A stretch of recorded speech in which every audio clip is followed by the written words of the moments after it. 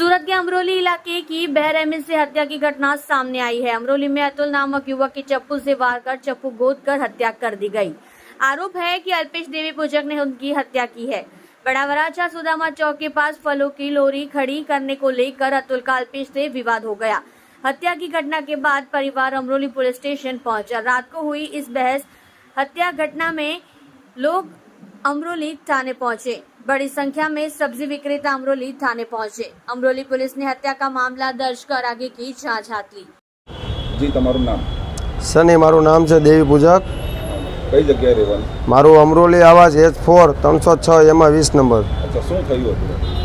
Fruit માટે એ કે road road માથે ખોફ જમાવતો હતો કે અહીંયા કોઈને વેચવાનું નહીં। રામ ચોક આપણે સુદામા ચોકની આગળ VIP સર્કલની આગળ રામ ચોક આવે। કોણ રોગ જમાવતો?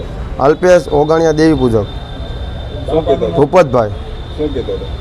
એ કહેતો હતો કે તારે મારી નાખો, તારા ટાટિયા ભાંગી નાખવા છે, એવું મને રોજ ધમકી દેતો।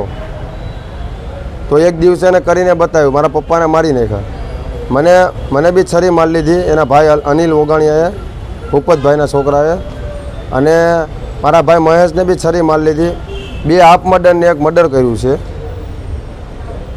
કેટલા વાગે થયું ને શું કારણસર? મને 6 વાગે ધમકી આપેલી અને 10 વાગ્યાનું કીધેલું, એટલે 10:30 વાગે આ બનાવ બનેલો છે।